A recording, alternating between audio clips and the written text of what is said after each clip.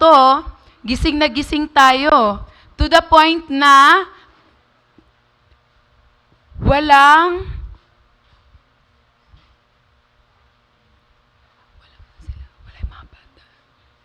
So, to the point na dapat wala talagang makakadistract sa atin. Kahit na may dumapo pang langaw dito, no? Ganun lang natin, no?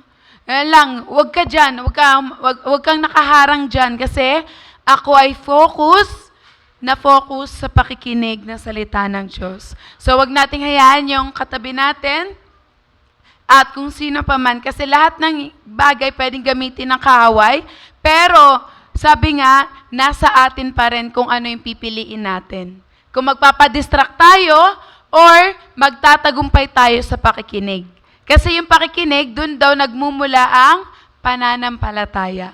Sige, so habang tayo'y nakikinig, lumalago din ang ating pananampalataya. So, walang pakikinig, walang pananampalataya. So, kung sino karoon ng matibay na pananampalataya, tayo po ay sama-samang makinig. Na salita ng Diyos na ibabahagi sa atin ngayon, Dinyega. Palakpakan po natin ang Panginoon na buhay. Praise the Lord. Napaka-powerful ng ating worship kanina. Palakpakan natin yung worship team naman, di ba? So, salamat sa powerful worship. Medyo mahina yata yung mic ko. So, magsitayo po tayong lahat muna. May gagawin tayo bago tayo mag-start. Sige. Sige, tayo po muna ang lahat. Okay. So, siguro hindi naman masikip yung mga upuan, ano? Okay. So, tayo po ay tumayo. Hawakan po ninyo, ilagay nyo po ang inyong kanang kamay sa inyong dibdib. At sabihin ninyo, dakutin, at ilagay dito. Panginoon, ito ang aking puso. Ino-offer ko to sa iyo. Mangusap ka sa akin sa araw na to. Ilagay nyo naman yung kaliwa sa inyong isip. Dakutin ninyo yung isip na yan. At itaas ang inyong kamay at sabihin, Panginoon, ito ang aking isipan. Ikaw lang ang maging focus nito ngayon. Buksan nyo yung mga kamay ninyo at sabihin, Panginoon, ito ang aking buong katawan. Ino-offer ko to sa iyo. Gamitin mo ito sa kaluwalhatian mo. Amen. Sige, pwede tayo magsipag-upo para walang distraction, no? Okay. So, ngayon po, every month, may mga topic po tayo na sinusunod. So, this month, ang buong topic na pag-uusapan natin is all about last days. Ang mga huling araw bago bumalik si Jesus. So, dyan po iikot ang topic natin sa buong buwan. At si Pastor Ricky, nasimulan na po yung topic ng last days last week. At ang kanyang itinuro sa atin o ibinahagi ay all about tribulation. Sabihin nga natin, tribulation. Ano ba itong tribulation na to? So, alam niyo po ba, masyadong malalim na topic ang last days. So, pay attention dahil kailangan ni Lord ng focus ninyo.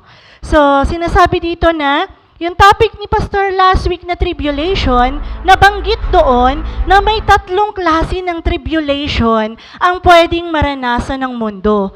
At i-evaluate natin, nasaang season o nasaang tribulation ba tayo ngayon? Di ba? Sinasabi na, yung unang tribulation ay tinatawag na pre-tribulation.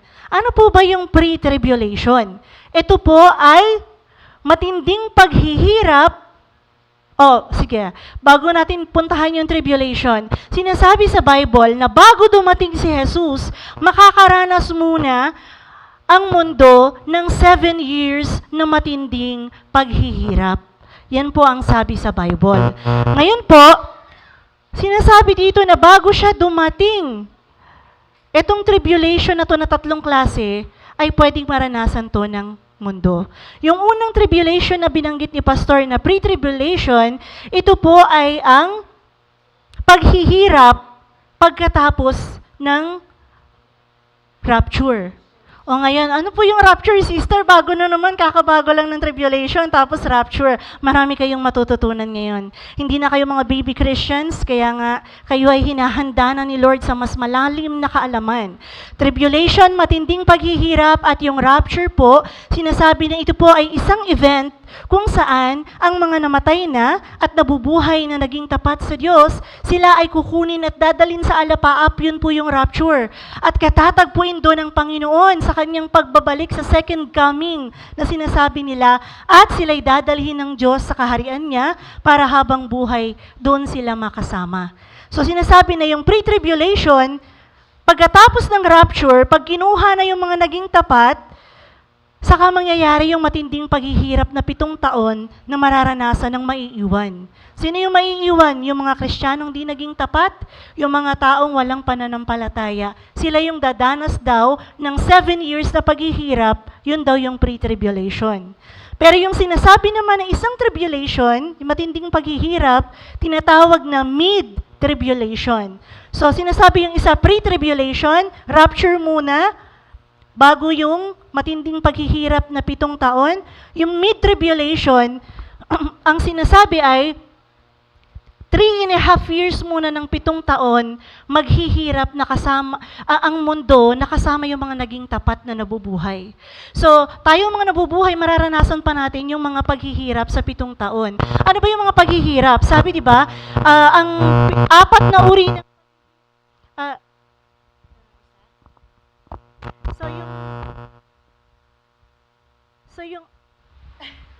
Hello. So, sinasabi na,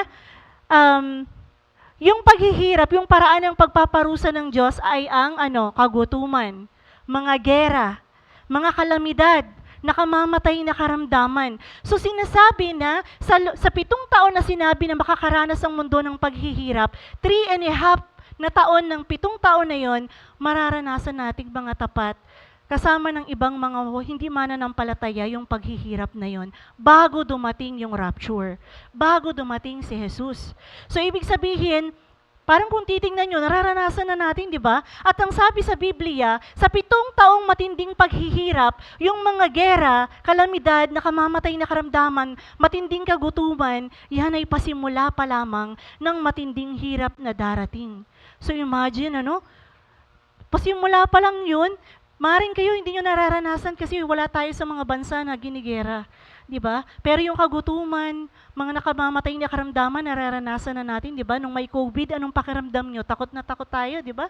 Pero sinasabi na, 3.5 years lang natin yun, ng 7 taon mararanasan. Pero pagdating ng 3.5 years, babalik si Jesus, kukunin tayo sa alapaap, lahat ng mga namatay at nabubuhay na tapat, dadalhin at ang tanging magsasuffer ay yung mga maiiwan na di naging tapat at hindi sumampalataya sa Diyos. Yun yung mid-tribulation, kalagitnaang pagpunta ni Jesus, second coming, sa kalagitnaan ng taon. At lastly, nabanggit ni Pastor yung post-tribulation. So, again, ang tatandaan ninyo, pre-tribulation, rapture, muna, bago yung 7 taon na paghihirap. Pangalawa, mid-tribulation, kalahating taong paghihirap, darating si Jesus, rapturein tayo, tapos yung kalahating taon, doon na darating yung mas matitindi pang paghihirap. At yung post-tribulation naman, sinasabi na sa 7 years na paghihirap, lahat yun, lahat ng tapat, lahat ng mga nandito na hindi mananampalataya, sa loob ng 7 taong dadanasin nila lahat ng uri ng paghihirap, at pagkatapos ng 7 taon, doon pa lamang mangyayari ang rapture at ang pagdating ni Kristo. So, nakikita nyo na yung kaibahan ng tatlo, di ba? Pero sinasabi dito, nasang part man tayo ng tribulation, ito ang sigurado. Una, babalik si Jesus. Pangalawa, mararapture ang mga tapat at maiiwan yung mga hindi naging tapat at yung mga tao na hindi sumampalataya.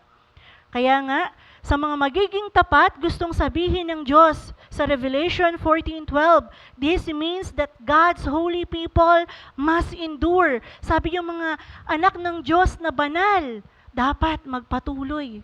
'Di ba? Magtagumpay, magtiis sa mga pagsubok na darating. Kasi sabi dito, na dapat daw na sinusunod yung kanyang mga utos at pinanghahawakan ang kanilang pananampalataya sa Diyos. So ito ang paalala ng Diyos. Sabi, sigurado na may tribulation na darating. Nasa anong tribulation man tayo, dapat alam mo na babalik si Jesus, alam mo na magkakaroon ng rapture, at alam mo na may makukuha at may maiiwan. So nasa inyo na lang yan. So ngayon naman po, sa aking topic na ibinigay naman ni Lord, ang pag-aaralan naman natin ay ang rapture. Ano naman kaya yung rapture? So this month, gusto ni Lord na mas matuto pa kayo ng mas malalim. So ngayon, alam nyo na yung tribulation, matinding paghihirap. Sa tribulation, may 3 klase, pre-tribulation, mid-tribulation, at post-tribulation. Ngayon naman, pag-aralan natin kung ano ang rapture. So, di ba, binigyan ko na kayo ng glimpse kung ano yung rapture. Pero ano pa ba?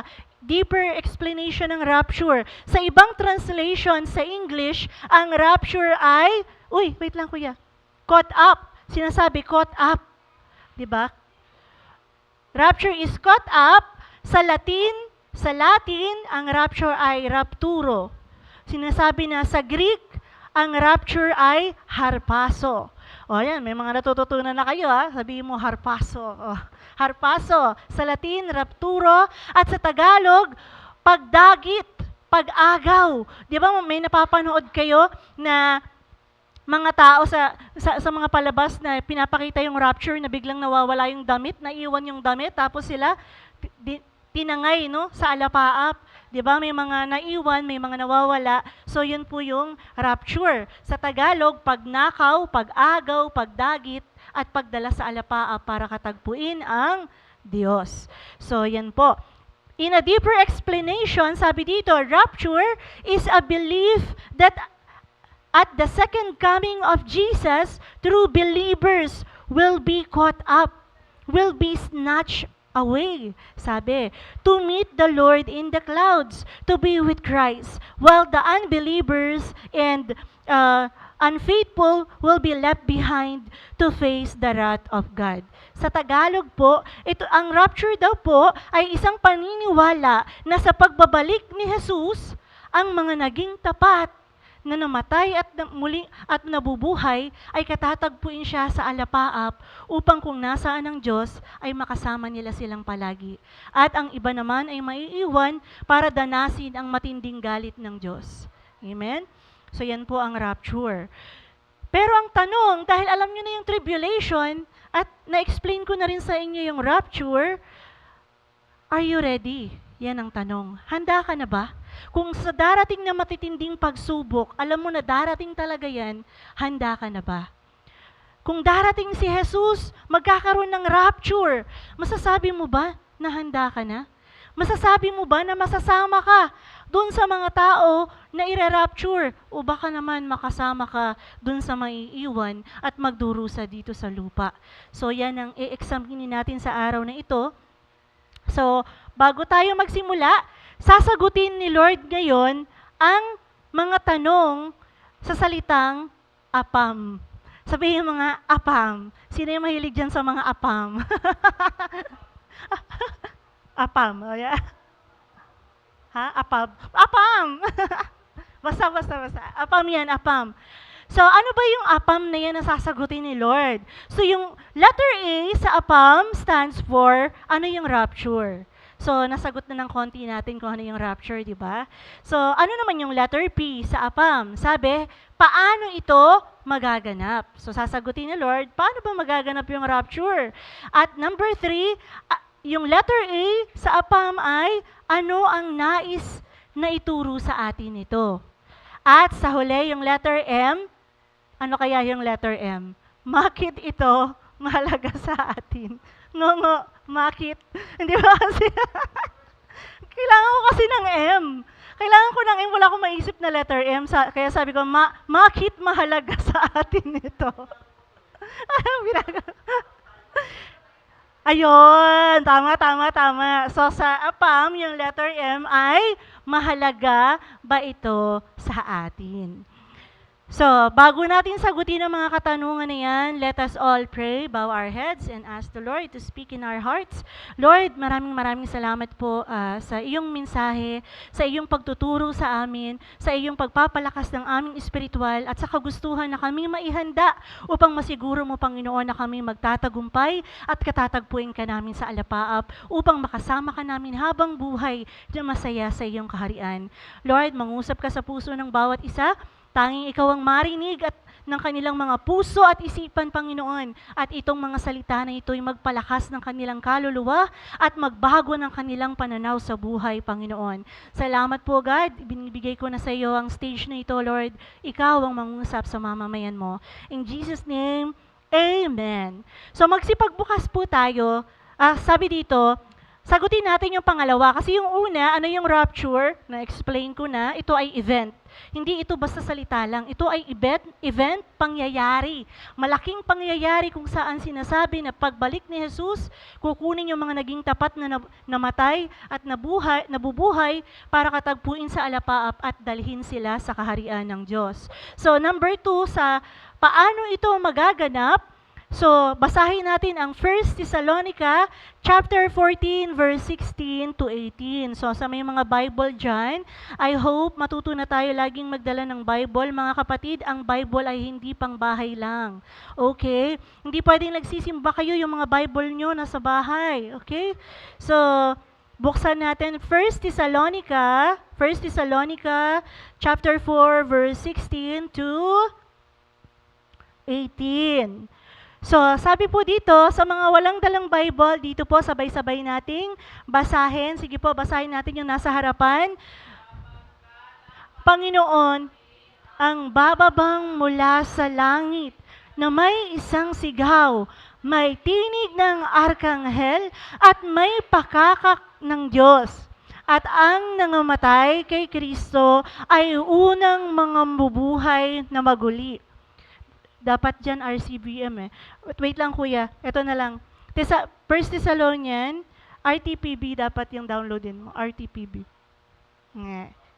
Yan. So sige, medyo malalim kasi ito. Sige, basahin pa natin yung kasunod. 17, kung magkagayon, tayong nabubuhay na nangangatir ay gagawing kasama nila sa mga paap upang salubungin ang Panginoon sa hangin at sa ganito'y sa Panginoon tayo magpakailanman. O babasahin ko naman sa translation ng RTPV.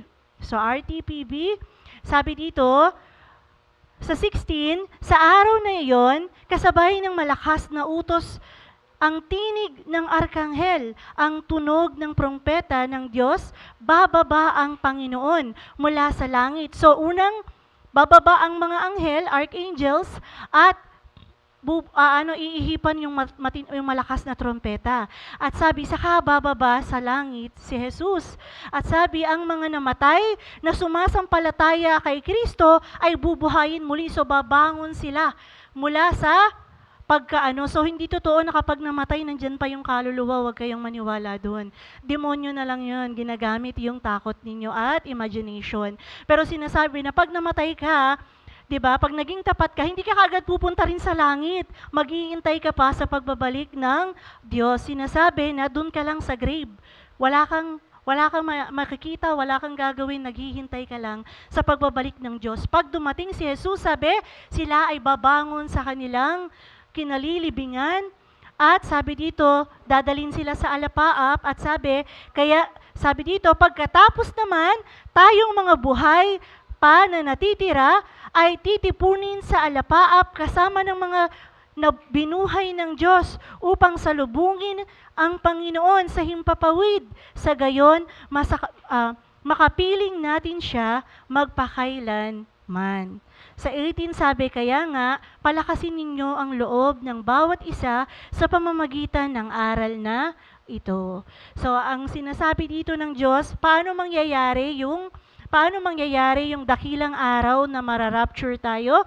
Sinasabi na, darating yung anghel, makikita siya ng lahat, ano ang tawag doon?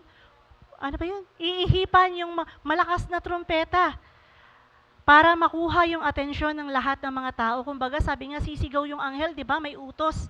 Ang sasabihin ng anghel, pay attention. So, maririnig yung lahat ng mga tao. Pay attention, iihipan yung maririnig ng lahat yung matinding trompeta at saka makikita nila sa alapaap nating lahat na si Jesus ay bumababa mula sa langit. At sinasabi na lahat ng mga namatay, pati nabubuhay na naging tapat, yung mga naging tapat lang hanggang sa wakas, sila ay kukunin, dadagitin sila papunta sa alapaap para salubungin si Jesus. At sabi dun sa alapaap, dun magaganap yung graduation. Alam niyo yung graduation? Yung graduation, di ba, merong parangal? So, doon tayo pararangalan ni Jesus. Bibigyan niya tayo ng putong, yung pangakong korona ng buhay. Di ba, kukoronahan niya tayo at dadalin tayo sa kaharian ng Diyos. So, ganun pala yung mangyayari, no?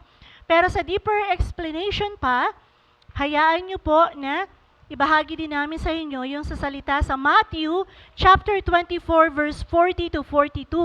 So, sabi sa Matthew chapter 24, verse 40 to 42, sabi dito, sa panahon iyon, basahin nga po natin, maganda binabasa natin. 1, 2, 3. Sa panahong iyon, may dalawang lalaking nagtatrabaho sa bukid. Kukunin ang isa at iiwan ang ikalawa. May dalawang babaeng nagtatrabaho sa gilingan. Kukunin ang isa at iiwan ang ikalawa. Kaya't maging handa kayo dahil hindi ninyo alam kung kailan darating ang inyong Panginoon. So yung rapture pala darating sa araw na hindi mo inaasa. Baby, pwede ba akin na lang? Pero akin na lang to. Masakit na lalamunan ko. Wait lang.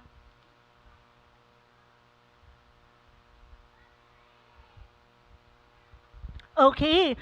So sinasabi na yung rapture, mangyayari, yung pagbabalik ni Jesus sa panahong hindi mo inaasahan. At sinasabi na kapag nangyari yun, makikita natin na merong makukuha. No? Sinasabi na may nagtatrabaho sa yung isa maiiwan yung di mananampalataya. At merong kukunin. May nagtatrabahong mga babae sa gilingan, yung isa kukunin, merong maiiwan. Meron nga daw natutulog Yung isa, kukunin, magigising na lang yung isa, wala na yung So, para mas maintindihan ninyo, hayaan nyo po na maipakita namin sa inyo yung video, maiksing video, kung paano ba mangyayari yung rapture. Hindi niya talaga ganoon may papakita yung kaganda, yung event na yon, pero ito ay sample kung paano ba nangyayari yung rapture. Patayin muna natin yung mga pakipatay po ang ating mga kuryente, yung mga ilaw. O, di ba, madilim na? So, ngayon, mas maganda na, Mas kita nyo na yung ng TV. Praise the Lord. Salamat kila Pastor Noemi.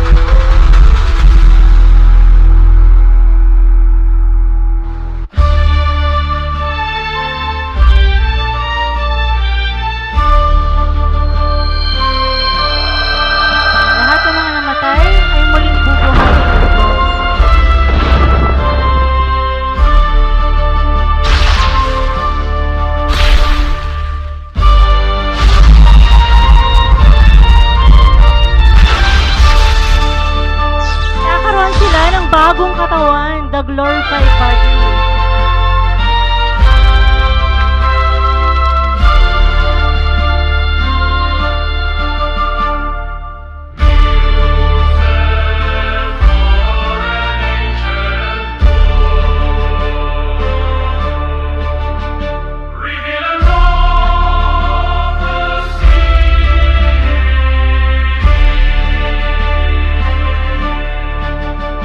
Then skies darkening and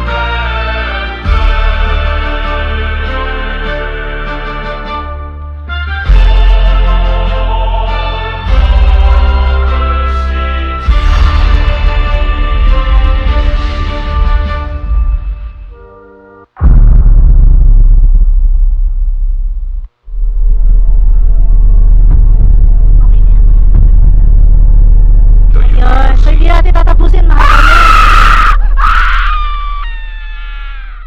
yan naman ang paghuhukom sa mga makasalanan. So, dahil rapture lang naman ang ating ano ngayon, so next time, matatopic din natin yung kasunod dyan na video. So, pakibuksan na po ang ating mga ilaw para makita nyo yung kagandahan ko. Char! Ano ba yan?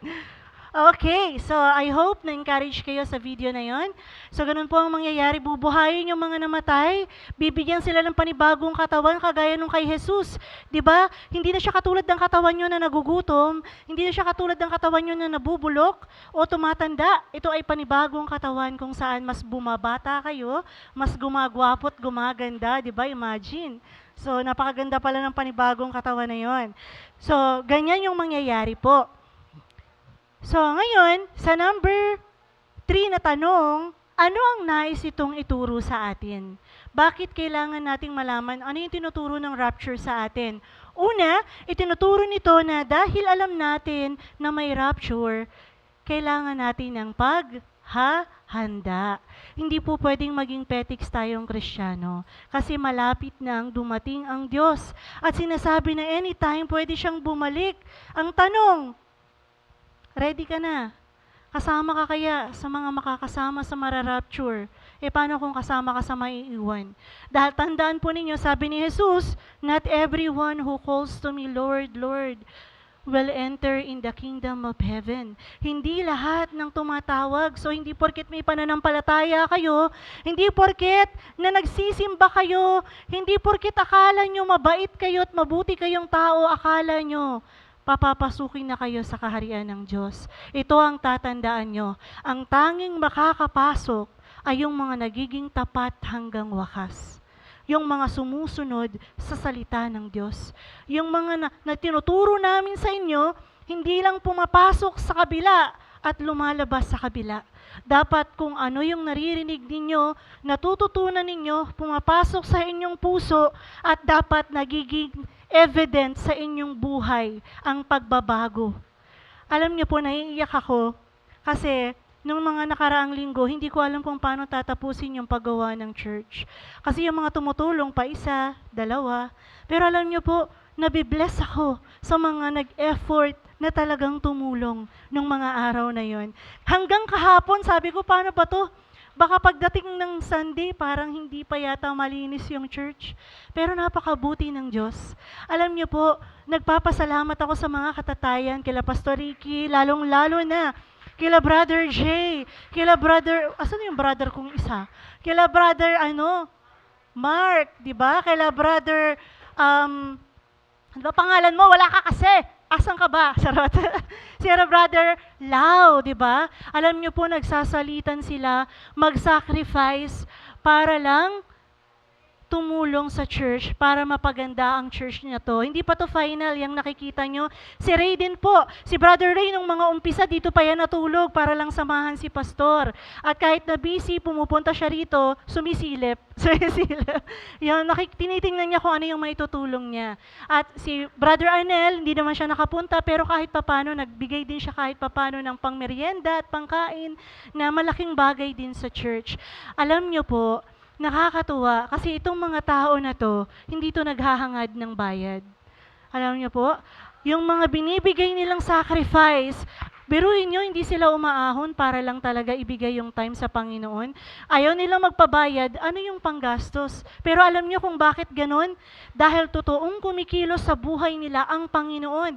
At dahil alam nila na kung sa Panginoon sila hihingi ng pagpapala at maghihintay ng pagpapala, mas higit pa yung blessing na matatanggap nila. Yun yung masasabi na yung salitahan ng Diyos tunay na pumasok sa kanilang puso at nagbubunga sa kanilang buhay.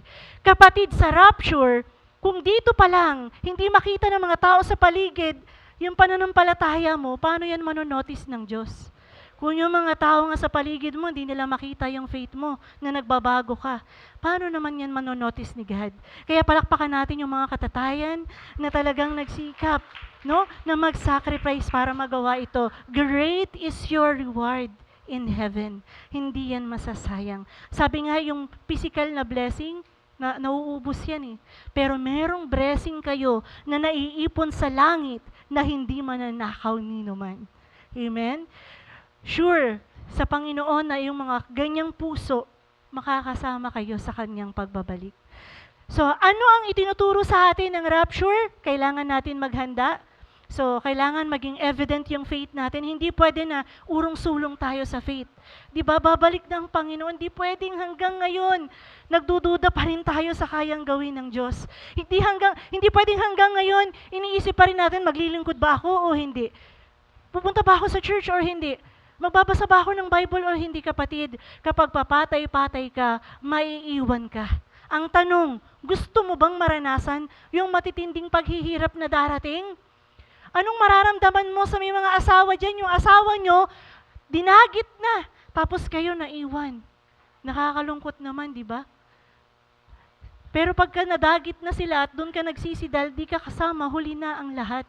Kaya sinasabi ng Diyos, habang may pagkakataon, gamitin mo yung buhay na yan para makita ng Diyos yung pananampalatayang sinasabi mo. Di ba? Sabi nga, yung pagmamahal, hindi sinasabi yan. Pinatutunayan. Di ba? Hindi pwede na mahal mo tapos nagka-problema ka lang, sige na nga, wag na nga. Parang sa panliligaw, sasabihin mo, gusto kita. Tapos sinabi lang, di, ayoko sa'yo.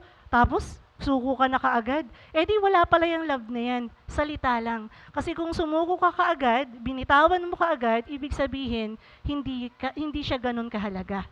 So ganun din sa faith natin sa Diyos. Kung kaya nyong ipaglaban, pagtiyagaan, pagtiisan, yung mga nililigawan nyong masakit sa ulo o yung mga asawa nyo na yan na masakit sa ulo, dapat mas kaya nyong pagtiyagaan yung paghihintay sa pagbabalik ng Diyos.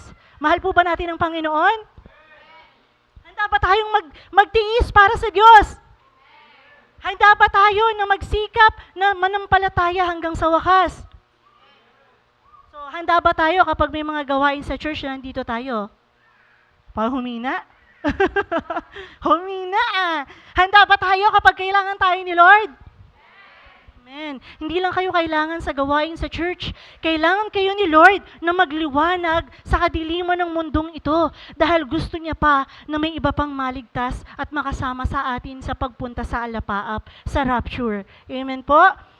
So, kailangan natin maghanda. Number 2, kailangan natin magpakatatag, magtiis at maging tapat hanggang sa pagbabalik ni Jesus. Kailangan natin magtiis kasi mayroon talagang hirap na mararanasan tayo. Naniniwala ako sa mid-tribulation. Dahil ngayon, yung mid-tribulation, sinasabi na 3.5 years magdurusa ang mga tao sa mundo kasama ng mga maging tapat. Parang feeling ko, sa tingin ko, sa mga nangyayari ngayon, nasa mid-tribulation tayo. Kasi nararanasan na natin yung hirap. Pero sinasabi ni Lord, mga anak, yung mga nararanasan yung hirap ngayon, pasimula lang yan, di pa yan mahirap. So ibig sabihin, hindi pa naman talaga yan. Sobrang hirap. Kaya sabi niya sa mga mananampalataya, magpakatatag kayo. Kasi hindi naman kayo kasama sa mga makakaranas ng talagang galit ng Diyos kung saan talagang ipipersecute yung mga maiiwan. Tatatakan sila ng 666. Hindi sila makakabili ng pagkain kung hindi nila isusuko yung buhay nila sa demonyo. Kaso, yung iba, isuko nila yung buhay nila sa demonyo para makaligtas sila, pero habang buhay naman sila later on na magdurusa sa impyerno. So kaya nga, kung kayo ay maiwan, kung ilan sa inyo maiwan, huwag talaga kayong Huwag nyo talagang piliin na magpatatak. Piliin nyo na maging tapat dahil sinasabi, may mga maiiwan pa na mga mahina sa pananampalataya, kukunin din nyo ng Diyos. Kaso kasama silang makakaranas ng matinding hirap bago sila kunin ni Lord. Sila yung gagamitin naman sa mga hindi mananampalataya. Palalakasin nila yung faith. Palalakasin ni Lord yung faith nila sa pamamagitan ng paghihirap. Kasi sabi, nung may time ka pa, pabanjing-banjing ka, ngayon, iwan ka. So maghihirap ka dyan, pero may matututunan ka. At kukunin pa rin kita. Pero wag na nawa nating asamin na makasama pa tayo doon sa mga maiiwang malamig na Kristiyano. Kasi syempre, sino ba ang gusto? Nabiruin mo, sabi sa panahon na yon, kayo ay patago-tago dahil hahabulin kayo ng gobyerno. Dahil kapag yung mga naiiwan, sa panahon na yon, si Satan yung maghahari. Magkakaroon ng one world government kung saan si Satanas ang magiging presidente. At lahat ng mga naiwan na mananampalataya, huhulihin yun. Di ba? Pahihirapan. At pipiliting tanggapin yung tatak ng 666 para hindi na sila lumapit sa Panginoon. Ganun ba gusto nyo? Patakbo-takbo kayo, tago-tago, tapos pag nahuli kayo, papahirapan kayo. Pag hindi kayo tumanggap, papatayin kayo. Di ba? At pati yung mga pamilya ninyo, hindi lang kayo papatayin, pahihirapan kayo. Kaya wag nyo nang asamin na kayo pa ay makasama doon. Mahirap. Pero kung makasama man kayo, kung halimbawa umalis na kami, naiwan ka, buti nga sa'yo. Hindi, joke lang. So pag naiwan kayo, sikapin ninyo na huwag talagang tumanggap ng 666 dahil sabi nga, kaya nilang patayin ang iyong katawan, pero hindi nila mapapatay ang iyong espiritu. Di ba rin nang mamatay ka sa mundo, hayaan mong mamatay yung asawa mo, anak mo. May yung iba takot, no? Sasabihin, sige, tatanggapin ko na kasi ayaw makitang mamatay yung anak. Tandaan mo, hindi nga mamamatay yung anak mo doon. Pag tinanggap mo yung 666, pupunta naman kayo sa impyerno, mas mahirap yun. Mamatay man yung anak mo sa harapan mo, mamatay man yung asawa mo sa harapan mo, okay lang. Maging tapat kayo hanggang sa wakas. Bakit? Magkikita naman kayo sa langit at habang buhay kayong masayang magsasama doon. Amen po ba? Kaya kung maiwan man, maging tapat na kayo. Pero kung hanggat maaari ang gusto ng Diyos, wag na kayong maging malamig na Kristiyano. Diba? Dahil sabi niya, yung mga malamig, niluluwa niya. Diba? Mas mabuti pa kung hindi ka talaga maalab, huwag ka nang mag-alab. Pero kung nakakilala ka na sa Diyos, magpalalim ka pa sa Panginoon. Diba? So, sa pangatlong tanong, bakit mahalaga ito? So sabi nga, mahalaga ba ito sa atin? Sabi nga ni Ate Thea. So sa sa APAM, mahalaga ba ito sa atin? Una, ito ay pag-asa ng bawat Kristiyanong naghihintay sa pagbalik ng Diyos. Hindi madaling maging Kristiyano, tama? Maraming pagsubok, maraming temptation, maraming no sa mga temptation, di ba? Sino dito yung mga single na marami ng tinanggihang relationship dahil ang gusto ay yung will ni Lord? Palakpakan nga natin yung mga single na patuloy na naghihintay. Praise the Lord! Patuloy kang magtiis. Darating din yung sagot ni Lord. Di ba? Darating din ang sagot ni Lord. Mas maganda na yung the best kesa yung pinili tapos yung happy ay less. Kaya nga dapat doon tayo sa the best. Okay? So sa mga naghihintay, pag-asa. So sabi nga, mahirap maghintay, di ba? Ako, 11 years nang single, my God. No? Pero bata pa naman ako.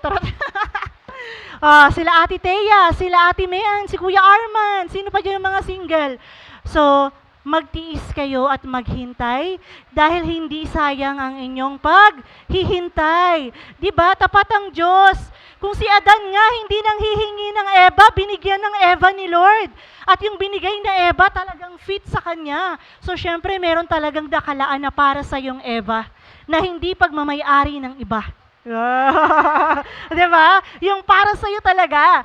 So, yon, sa mga mag-asawa, pagtiisan mo yung asawa mo na sakit ng ulo at yung anak mong sakit ng ulo, sabi ni Lord, pag na-rapture kayo, hindi ka na maiinis dyan.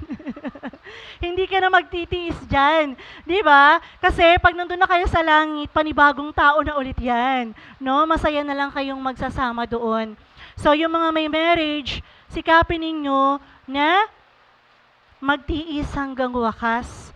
Pangalagaan ninyo ang pamilya ninyo, i-lead ninyo ang pamilya ninyo sa Panginoon. Dahil yan lang ang tanging paraan na mapagtagumpayan ninyo ang mga pagsubok na darating bago dumating si Jesus. Galit si Satan sa mga taong kinasal na, sa mga taong mag-asawa. Bakit ba? Bakit po? Dahil madalas kayo ang gagamitin ng Diyos na maging halimbawa sa mga single na nag-aantay pa. Oh! Sino yan na naghihintay? So, yan. So, kayo ang gagamitin. Di ba? Support sa church. Kaya kayo ay maging mabuting halimbawa. Tama na yung di pagkakaunawaan. Magpatawaran kayo. Magunawaan kayo. Maging mababa yung, sabi ko, pag ako mag-aasawa, sabi nga, nag-uusap kami ni Ate Mean, kaming tatlong bibi kahapon, ini-interrogate nila ako. Sabi ni Ate Mian, pag mag-aasawa ka, hindi naman kailangan nakasing tibay mo ng faith. Minsan talaga, mas yung ibibigay sa'yo, yung hindi mo ine-expect. Pero ang mahalaga, yung makapapangasawa mo, bibigyan ka ng peace of mind.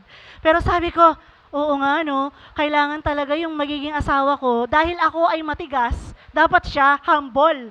Dahil kasi, kung siya rin matigas, ay, magra-rumble kami palagi. Di ba?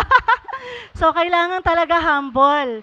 Siya yung palaging pag sinabi kong, ganito dapat. Yes, Mrs. O, di ba? Ganon.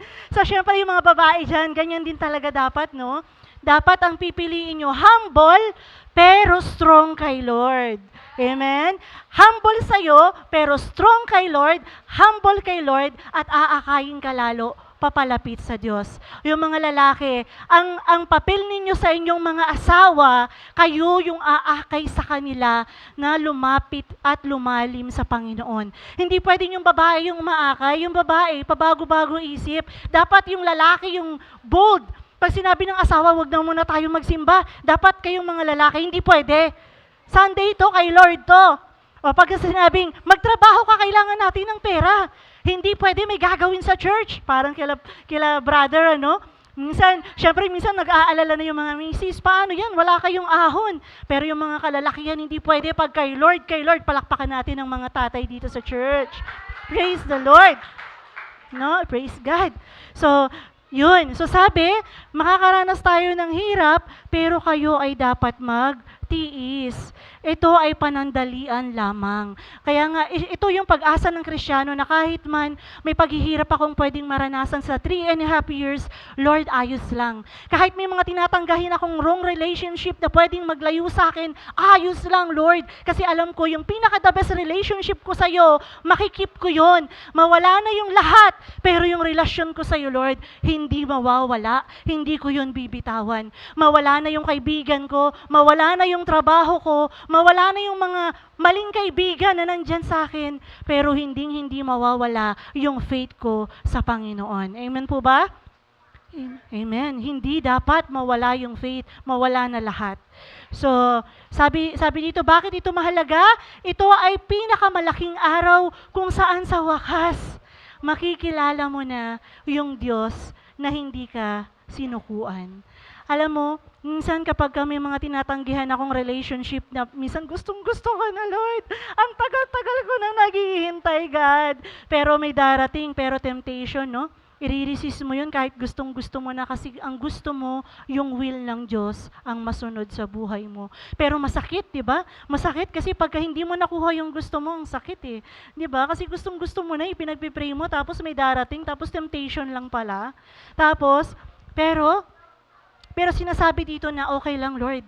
Kasi yung goal ng buhay ko, hindi yung makuha ko yung mga gusto ko, kundi magawa ko yung mga gusto mo.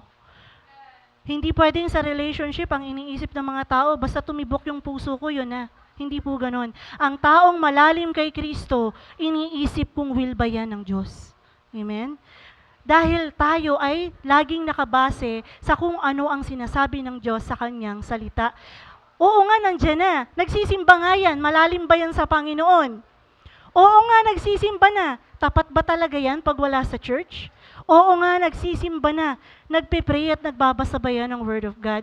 Kung yung pag-attend nga sa church, hindi mo makitang tapat. Di ba? Paano yan magiging tapat sa'yo? Kaya sa mga lalaking nag-i-aim ng mga single natin dyan, Alam niyo po, sa isang Kristiyanong babae, ang pinakamahalaga, makita nila na sa Panginoon, tapat kayo. No? Di baling marami kayong kahinaan sa ibang bagay, pero makita namin na kayo, pagdating kay Lord, hindi kayo nagiging hindi tapat. Di ba? So, kaya nga, siya sabi niya, sa paghihintay natin sa Panginoon, no? Sinasabi na sa wakas, no? Sa isip ko, marami man akong mga sacrifices, may mga binitawan man ako, may mga sinacrifice man ako, ganun din kayo, may mga sakripisyo din kayo. Sacrifice yung tingnan mo sino ba to? Ang pangalan mo? si Ray, di ba? So sa army, naka-duty yan ngayon, di ba? Naka-duty yan ngayon, pero pagdating kay Lord, nakikita nyo nandyan siya. So mamaya papaluin ka na ng boss mo. hindi naman yan. So pinapakita niya na ganun yung kagustuhan niya na lumapit sa Panginoon. Ibig sabihin ng Diyos na ang nananahan sa kanyang buhay. Hindi lang siya, kayong lahat. Dahil wala kayo dito kung hindi mahalaga sa inyo ang Panginoon. Amen po? At sinasabi dito na time will come na lahat ng mga hirap, luha, sakripisyo, mapapalitan ng galak pag finally nakita mo na yung Diyos na nagmahal sa'yo. Ito yung pangarap ko na balang araw, malapitan at personal kong makita ang Diyos. Kasi sinasabi na yung boses niya, pag nagsalita daw, sabi sa Bible, para daw yung parang mga tubig, para daw mga kagubatan. Sa sobrang ganda, hindi mo ma-explain. Gusto ko yun marinig ng malapitan. Na mismong tenga ko, marinig ko. Makita ko siya ng mata ko na ikaw yung Diyos na hindi ako pinabayaan. Ikaw yung Diyos na hindi ako tinalikuran at sinukuan. Diba? So, praise the Lord. So, parang magulang yan, yung mga manganganak ngayon, excited na excited kayong makita yung itsura ng magiging anak ninyo.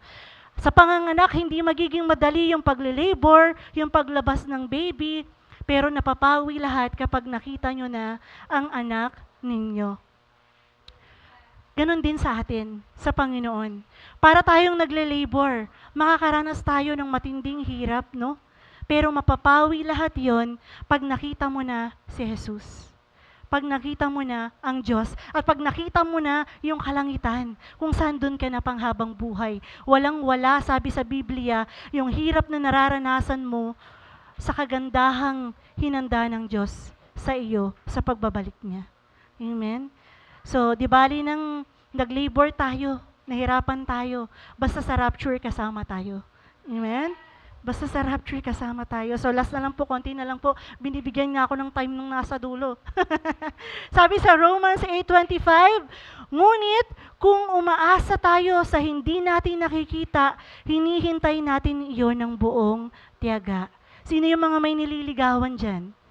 Di ba, hindi naman palagi nakasama mo yung nililigawan mo. Madalas, sino dyan yung LDR?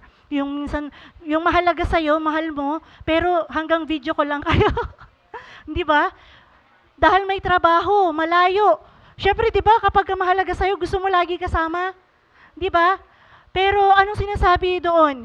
Kahit na hindi man kayo magkasama, mahal niyo ang isa't isa, nandun pa rin yung paghihintay. Na kahit man hindi kami magkasama ngayon, pagkatapos nito, magkakasama kami, doon nakafocus. Hindi sa nangyayari ngayong hirap at pagtitiis, kundi doon sa future na mangyayari na magkakasama din kayo. At pag magkasama na kayo, magiging happy na kayo. Di ba? So, ganoon din kay Lord. Parang sabi nga dito sa Romans 8:25, hindi mo pa man siya nakikita, pero kung nagtitiis ka at naghihintay, magkikita rin kayo, kaya ikaw ay magtiyaga. Amen? Magtiyaga ka sa mga pagsubok na dumarating. So, dahil nakasulat na magaganap yung tribulation, matinding mga paghihirap, at ganun din naman ang rapture, pagbabalik ng Diyos, nasa iyo na yan, kapatid.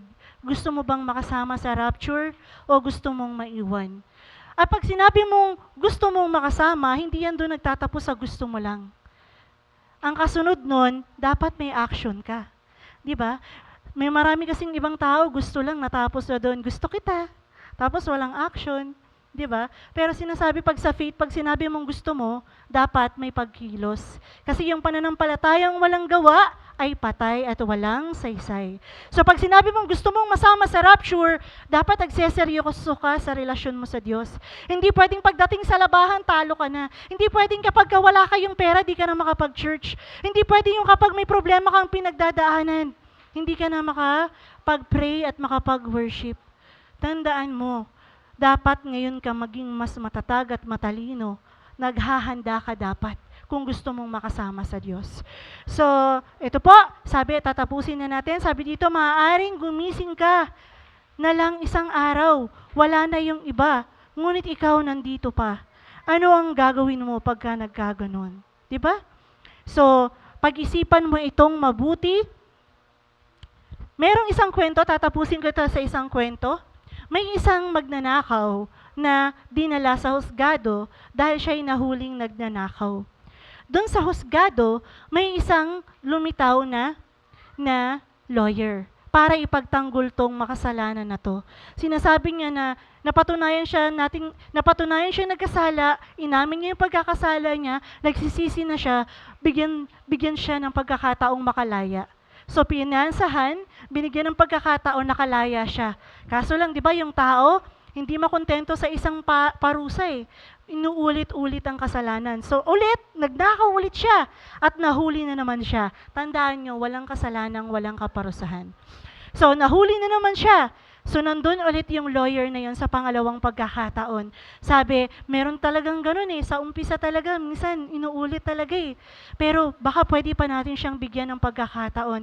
Ginawa lahat ng lawyer para makalabas yung magnanakaw na yon at mabigyan ng chance. Ngunit sa pangatlong pagkakataon, bumalik na naman sa pagkakasala ang magnanakaw na to. At ulit, nahuli na naman siya. At sa husgado, this time, yung lawyer na nagtatanggol sa kanya, siya na yung nakaupong judge.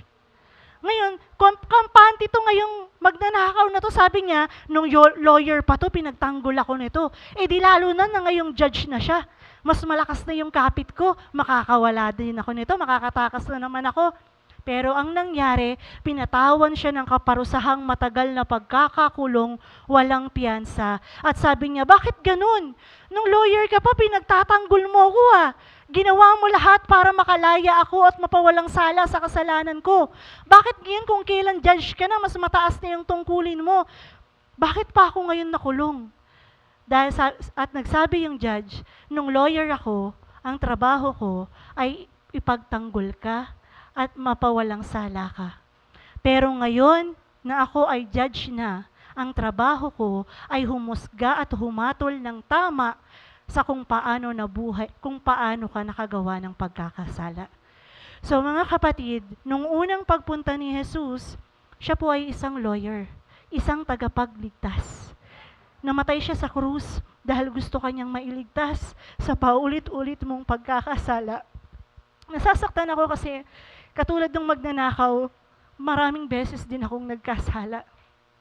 Pero yung maisip ko na may Diyos na nagsakripisyo ng buhay niya para sa akin, sinabi ko sa sarili ko, yung buhay na to, hindi to pwedeng magamit ulit sa pagkakasala. Gusto ko this time yung buhay na to, gamitin ko, hindi to masayang, gamitin ko ng may pananampalataya sa Diyos hanggang sa wakas. Nung unang dumating si Jesus, nililigtas niya tayo. Siya ay Savior natin. Pero mga kapatid, sa pagdating ng rapture, hindi na po siya magiging tagapagligtas, kundi magiging hukom. Hahatulan niya ang bawat nabubuhay at namatay sa kung paano sila nabuhay dito sa lupa. At kapag natagpuan kanyang patuloy na nagkakasala, pasensya tayo. Hindi ka na niya patawarin, bigyan. Dadalihin ka niya kung saan ka nararapat. Eksaminin mo yung buhay mo ngayon, kapatid. Masasabi mo ba na iyan pa ay talagang nasa Panginoon na? Magsitayo po tayo at sama-sama nating eksaminin ang ating puso. Pakipatay po ang mga ilaw. Sige, pakipatay po ang ating mga ilaw.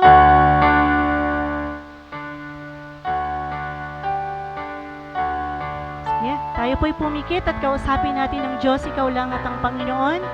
Walang distraction. Isipin mo ngayon, nakaharap mo si Jesus. Isipin mo ngayon, nakaharap mo ang ating Ama sa langit at kasama mo sa tabi mo ang banal na Espiritu. Siyasatin mo ang iyong sarili. Ikaw lamang ang makapagsasabi kung totoo nga ba yung faith na yan na nasa iyo ngayon. Kung totoo nga ba yung pagsuko na yan ng buhay mo sa Panginoon. Mga kapatid, sa tao pwede tayong magpanggap na meron tayong pananampalataya at pwede natin silang mapaniwala. Ngunit sa harapan ng Diyos, wala sa Kanyang hindi nalalantad. Lahat ng bagay, lahat ng mga ginagawa natin, lahat ng laman ng isip at puso natin ay nakikita at naririnig, nalalaman ng Diyos. Kaya nga kung ikaw sa sarili mo kapatid, alam mo na hanggang ngayon, meron ka pa rin mga kasalanang hindi nasusuko sa Diyos. Meron ka pa rin mga kahinaan na hindi na isusuko sa Diyos. Meron ka pa rin mga nalalamang pinagagawa si Lord na hanggang ngayon hindi mo pa rin ginagawa. Nasa harapan mo ngayon ng Panginoon.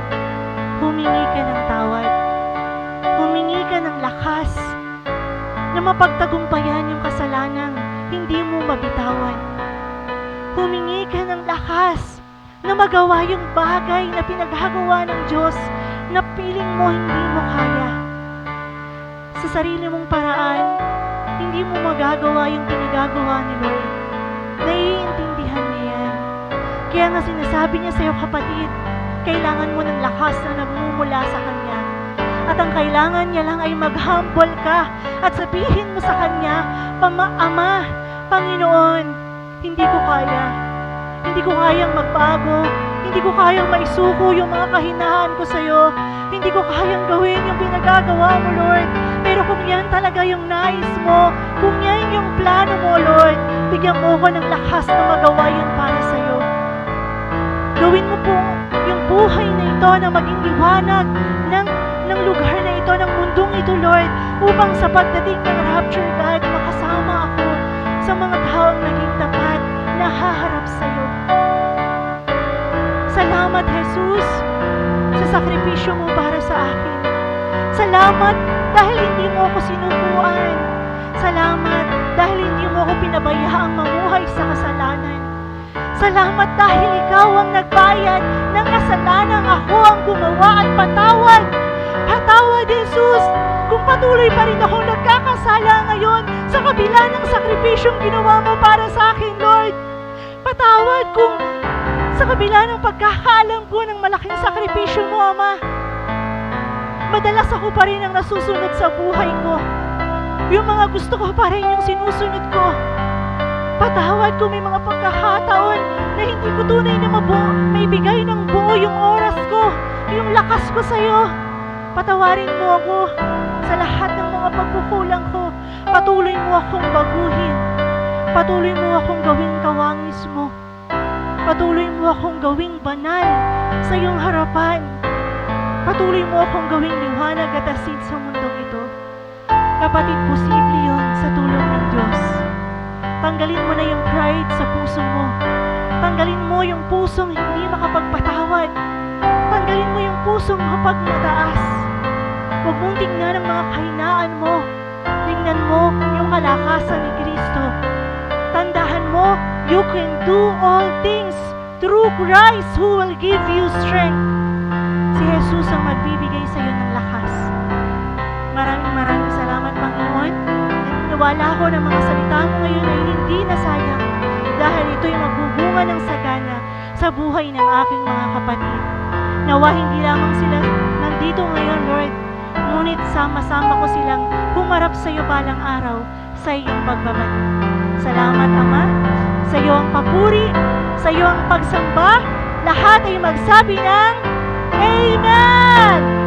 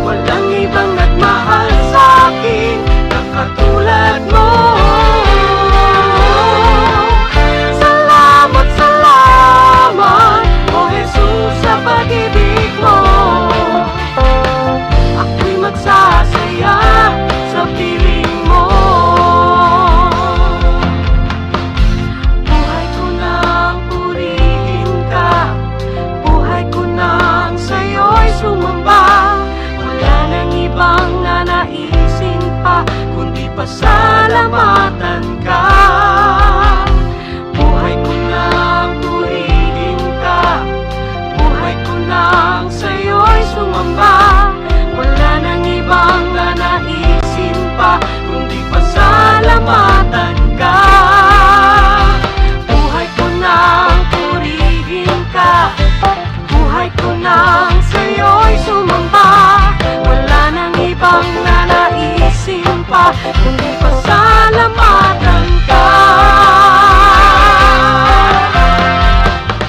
Salamat, salamat, O Jesus, sa pag-ibig mo.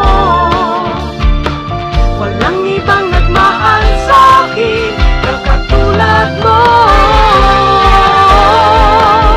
Salamat, salamat, O Jesus, sa pag-ibig mo. Ako'y magsasaya sa piling mo.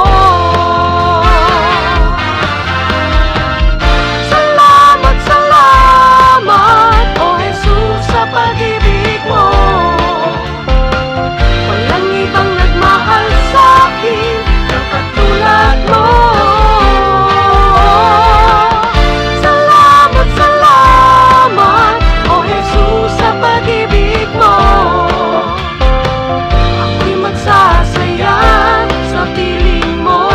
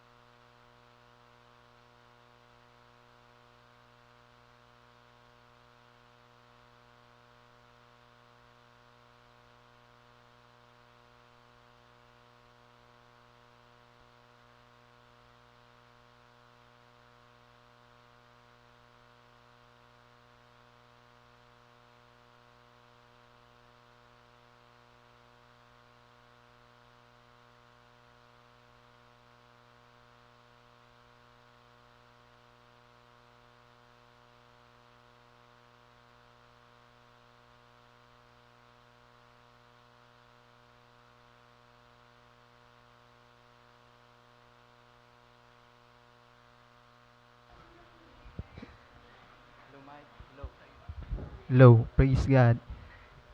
So, yon. Isang mapagpalang umaga po sa lahat. So, na-bless ba tayo sa salita ng Panginoon? So ito po is palagi ko siyang